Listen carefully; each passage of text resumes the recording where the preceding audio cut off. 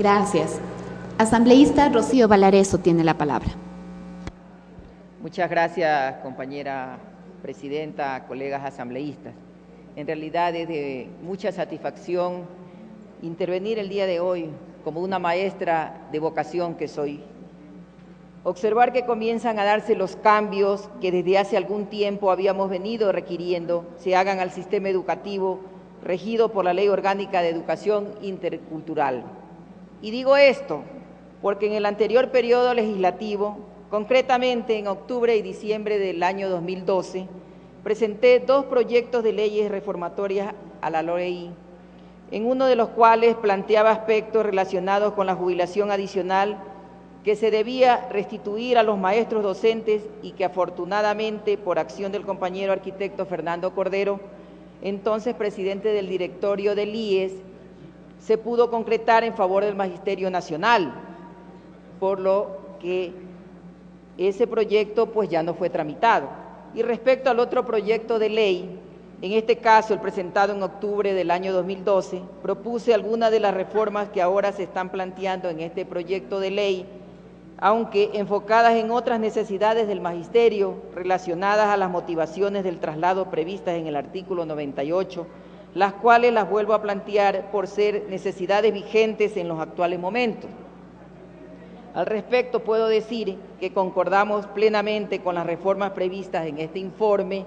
para primer debate del proyecto de ley reformatoria a la LOEI, remitido por la Comisión Especializada Permanente de Educación, Cultura, Ciencia y Tecnología. Sin embargo, en el ánimo de enriquecer este proyecto de ley, me permito hacer las siguientes observaciones y propuestas. 1. En el artículo 4 del informe, con el que se propone la sustitución del artículo 96 de la ley por el previsto en el proyecto, debo señalar que en el tercer inciso, que dice que los profesionales cuyos títulos no correspondan al literal A del presente artículo deberán obtener un título de 4º nivel en Ciencias de la Educación durante los primeros 3 años posteriores a su ingreso a la carrera educativa, caso contrario cesarán en sus funciones.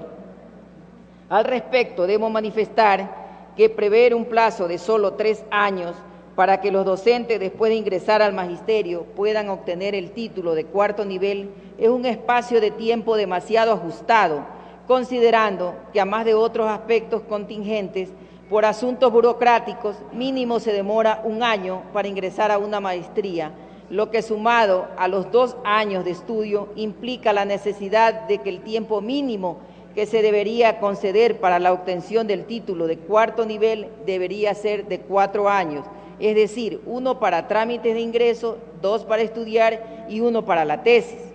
Y por otra parte, en el artículo 5, que reforma el artículo 98 respecto al literal B, propongo que la frase que dice textualmente, en caso de exceso de docentes o necesidades del sistema educativo, se debe decir en caso de exceso o necesidad de docentes en el sistema educativo. Igualmente, en la frase que dice, a través de su nivel de gestión zonal o distrital, podrá aplicar la reubicación de la partida correspondiente, considerando pertinente decir, a través de sus niveles distrital y zonal, podrán aplicar la reubicación de las partidas correspondientes. La razón para cambiar el orden de zona o distrital a distrital o zonal es que el nivel distrital depende del zonal jerárquicamente, por lo que tanto debería intervenir el coordinador zonal para evitar posibles abusos de autoridad como incluso ya se han dado y están dándose. Por otra parte, creo que se deberían incluir las reubicaciones interzonales en casos excepcionales o muy especiales. Por ejemplo, un docente que por enfermedad tendría que vivir en Cuenca, debería dársele la oportunidad de ser reubicado y no entrar a la figura de cambio, puesto que regionalmente hablando estamos más cercanos a Cuenca que de Loja. En cuanto al mismo artículo 98, propongo incluir en este el siguiente literal relacionado con las motivaciones del traslado. Las y los docentes que lo soliciten por razones de reunificación familiar o para laborar en lugares más cercanos al lugar de residencia de su familia, en caso de que dos docentes, por las razones anotadas en los literales anteriores, acordaren intercambiar sus lugares de trabajo, podrán acceder a su mutuo traslado previo informe técnico de las áreas de planificación de los distritos respectivos. Y por otra parte, en relación al literal B del mismo artículo 5, que reforma el artículo 98 de la ley, me permito recomendar a la comisión se incluya a continuación del último inciso que se sustituye el siguiente párrafo: con las prevenciones de ley, todo trámite relacionado con el presente artículo no podrá exceder de 6 meses contabilizados desde el inicio del mismo.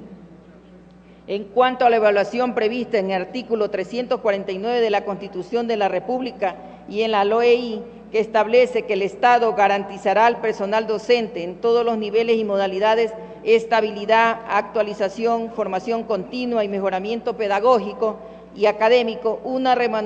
remuneración justa de acuerdo a la profesionalización, desempeño y méritos académicos.